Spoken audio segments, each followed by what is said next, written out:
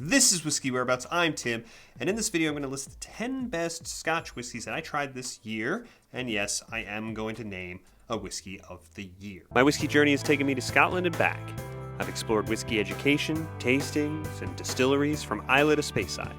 And now my journey continues here, with you, on Whiskey Whereabouts. So the way I decided to do it this year is I'm just going to go ahead and I did a sort of a ranking of all of the whiskey. Went back over all the whiskeys I've tried on the channel and reviewed on the channel over this year. I'm going to rank them, and then I'm going to sort of apply some criteria to select a whiskey of the year that meets some of what I think is a reasonable criteria. So let's get started with the list first. And I'm going to start, as it is required to do with every list, with an honorable mention, because I'm going to name the best non-Scotch whiskey that I tried this year. I'm not going to include it in the list proper or do a whole list because generally you aren't super interested when I talk about whiskeys that are not Scotch whiskey. But this year I want to point out the Harazaki Pure Malt. It's a blended malt. I'm going to name that the best non-Scotch whiskey that I tried this year. It's not age-dated. It has some Mizunara casks in the vatting, and it has whiskey distilled in Scotland, aged in Japan, but distilled in Scotland in that blend. It won a sort of blind tasting flight that I did, as I do from time to time on the channel, earlier this year against some other Japanese whiskeys. Okay, so let's start the list proper. I've got the bottle right here with me. We're going to start with Kilkerran 8-year. Cask strength, it's the fully bourbon matured. It's also a sherry matured version. This is Springbank's sister distillery. This is 55.6% whiskey. Solid whiskey to start the list with. I'm going to keep on the theme here. Limited cask strength whiskeys. This one's going to have primary sherry matured, and it's from Islay. This is the Kilchoman Seneg, the cask strength version. This is 57.8%. Again, this is non-age stated Kilchoman, and it is a cask strength version of their core range, non-age stated. The ratio is more sherry than bourbon. I think I'm partial, maybe more than baseline, to the Seneg. I just like the combination of the sherry and that peat. I think they've got it just right. No difference here, you know, with the bigger ABV. Next up, I'm going to go with another cask strength whiskey, and like the last one, it's going to be both sherry and bourbon matured. This one, however, is from Speyside. It's from Ben Romack, and this is the cask strength. It's batch 3 from the 2014 distillation. It's 9-year whiskey. It's 60.6%. It's first fill bourbon and sherry. The vatting came out of 48 casks. My bottle code says 2024. These are still on shelves, and I didn't get to this one, I think, until this summer, but this was a very impressive whiskey, especially for its price. So strong whiskey.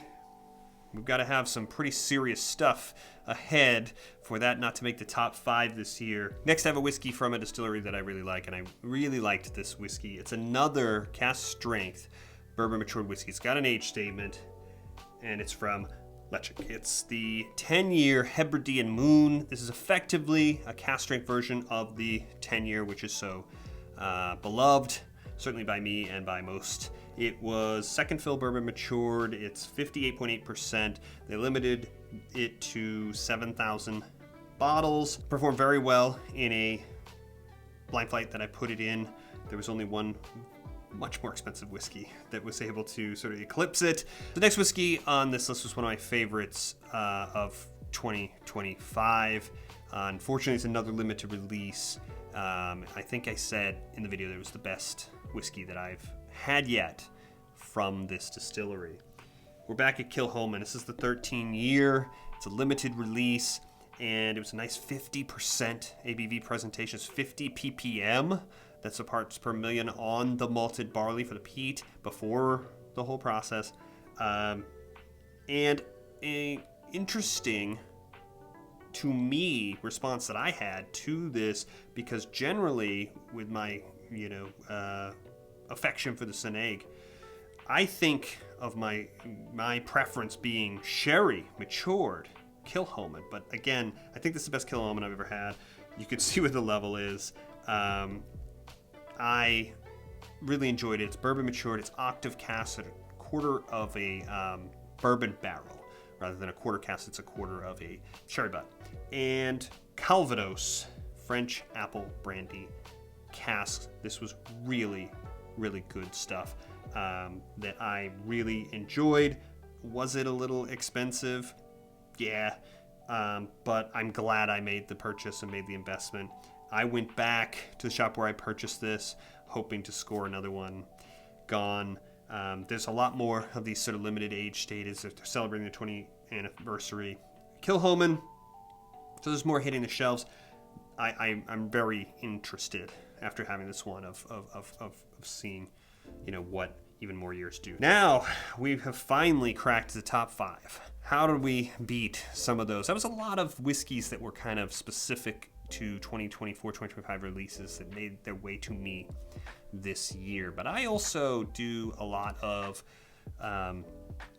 blind flights, sample flights, and I've tried some older whiskeys this year, and the next one in the top 5 was one of them, and it was a Lagavulin 12-year special release like we have every year from Diageo, but this one I had a sample, a very small sample from the 2015 release. It was 56.8%, and it was just absolutely classic, what you want from that presentation. That Lagavulin 12-year with the cask strength, just fixing every problem we would have with the base Lagavulin core range, or the 16 at least, and had I liked this year's pretty well, but I did head-to-head with those two, and that 2015 was head and shoulders above it. So really enjoyed that sample. Wish I had some more. So the next whiskey on the list is also an obsolete whiskey.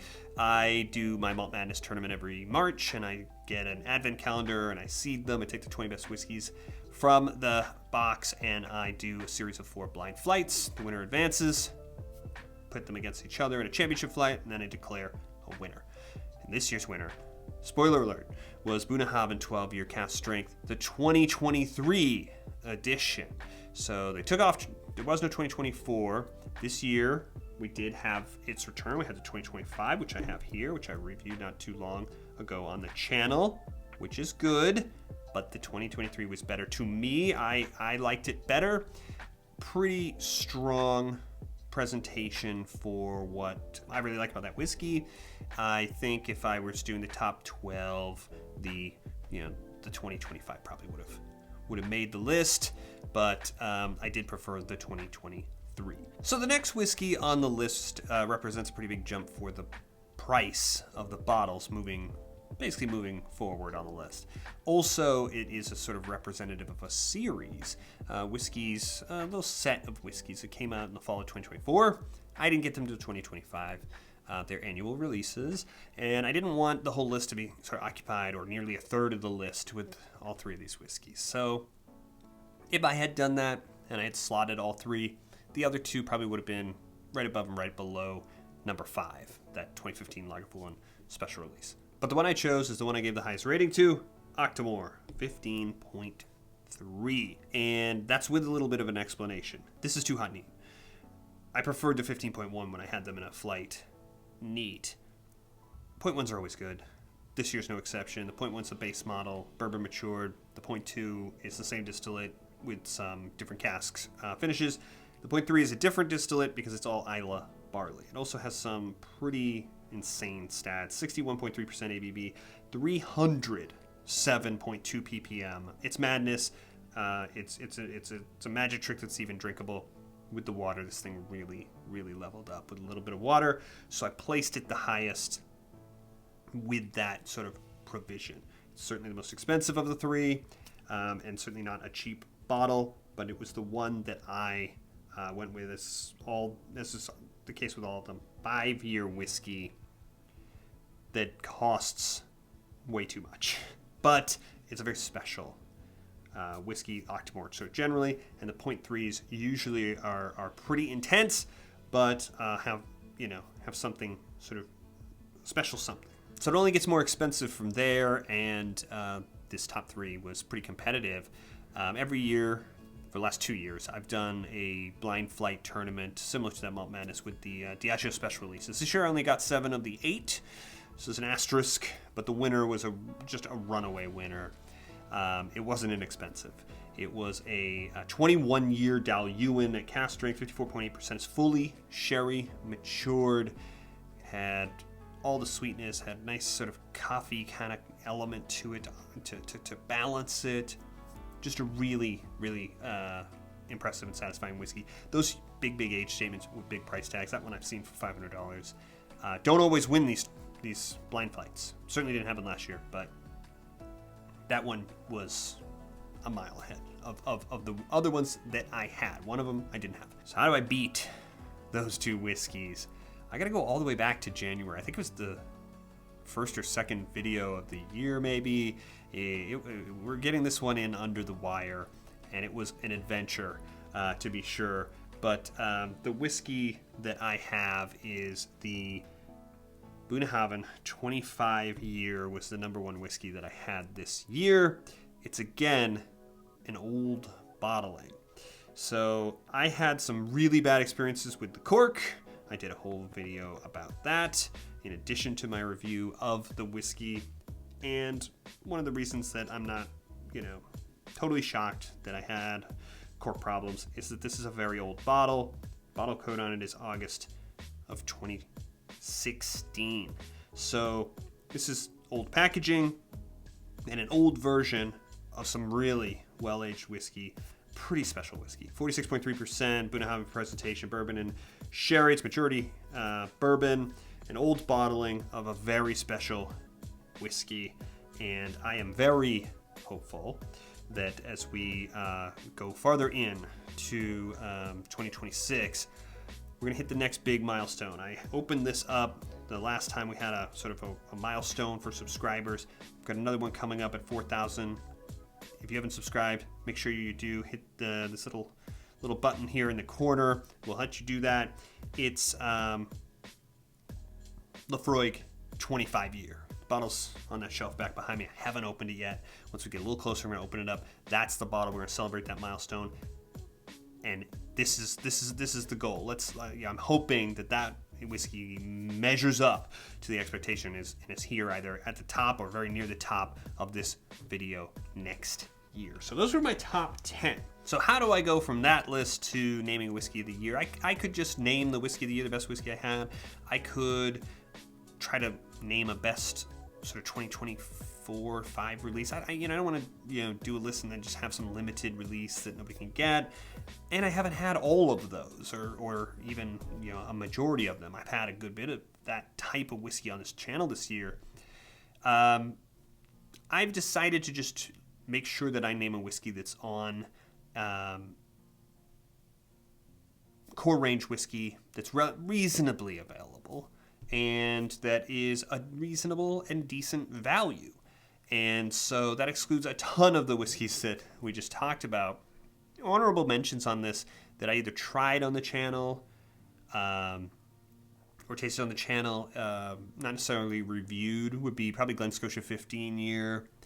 Bunnahabhain 12 was in the Malt Madness tournament, just classic. But based on the criteria, there's only one whiskey, I think, from all of the reviews this year, especially in the sort of third category that I talked about. And it was on the list, and I am going to select as the whiskey of the year this year, the Benroma Cask Strength, the 2014 Batch 3. I alluded to this when I discussed this whiskey before. It has this 60.6% ABV and a 9-year age statement, and this bottle costs $70.